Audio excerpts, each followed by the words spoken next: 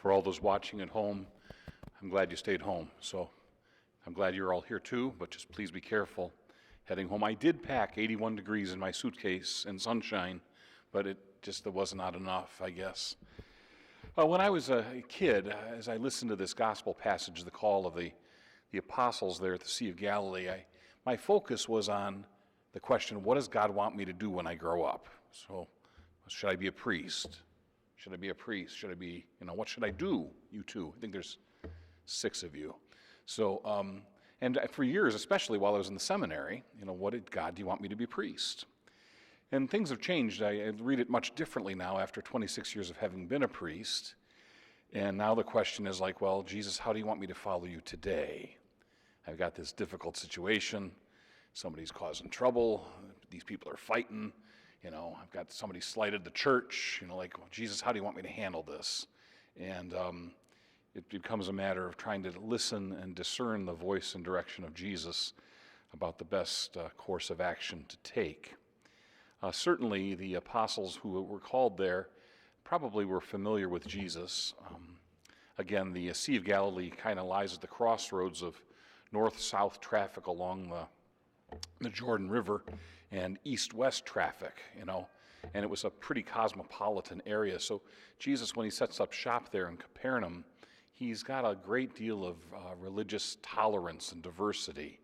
That's why some speculate that he made it 3 years without getting in trouble with the Romans, because there was religious tolerance. And yet, his preaching the gospel and calling the apostles hallmarks in the ushering of the new kingdom. And so he invites 12 to follow him, representing the 12 tribes of Israel as he seeks to reestablish the kingdom of God.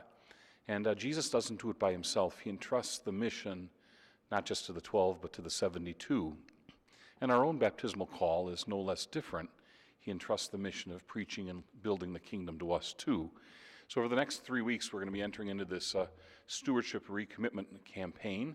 And today we have a witness, and Jonathon Otto is going to speak to us about him and his family's involvement in the life of our parish.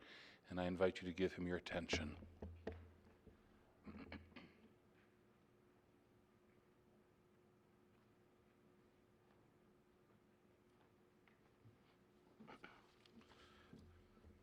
Hello again. Good morning, everyone. I just want to talk to you for a few minutes about stewardship. For those of you that do not know me, my name is Jonathon Otto, and my family and I have been parishioners here since about 2021. In just these few years, we've really come to love this parish. We've been blown away by so many of the amazing people we've met, not just our excellent clergy, but also so many of you sitting out in the pews who've been so warm and willing to share your faith with us. Getting to know you and learn from you has changed me. In fact, I'd say it's directly altered the course of my life. You see, when we first joined the parish, I could best be described as a lukewarm Catholic. I went to Mass most weekends, but I was okay with putting it secondary to other things. And when I did go, it was often because my wife dragged me along. I didn't have a great grasp on my faith or much of the church's teachings. Basically, I just assumed to get to heaven, all I needed to do was not be a jerk. However, little did I know that God had a plan for me, and I'm here today and I have him and you to thank. One day, after Mass, I was asked by somebody to come listen to an event here at the parish. I was unsure about it, but the gentleman that invited me was again very warm and welcoming. So I thought to myself, what's the harm? The day of the event came, and to my surprise, while I listened, I felt something inside me start to change. For the first time in a long time, it's like I was truly allowing Christ into my heart, and something just stirred. I can only wonder where I'd be today if I wasn't invited by that person and I didn't go to that event. But I know for sure I wouldn't be up here speaking to you. It was your stewardship that sparked a change in me. And now, just as I've been helped by someone else, I feel called to use the gifts that God has given me to help others. I've gotten involved in a couple different ministries. I help prepare teens for confirmation. I'm a reader at Mass. I've joined the Knights of Columbus and a few other things. My family's also jumped on board. All 4 of my children are servers. That's actually them over there. My wife's up in the choir right now. At St. Francis, We are so fortunate to have so many opportunities to get involved and share our own time, talents, and treasures with others. We have over 70 ministries here. You can get involved in an outward way, such as scouts, ushering, PSR, coaching CYO, or just maybe helping out around the building. You can get involved in an inner way through faith-sharing groups like Bible study, Exodus, Magnify, Adoration, Prayer Chain. Lastly, we are called to share our treasures, recognizing that everything we own is first a gift entrusted to us by God.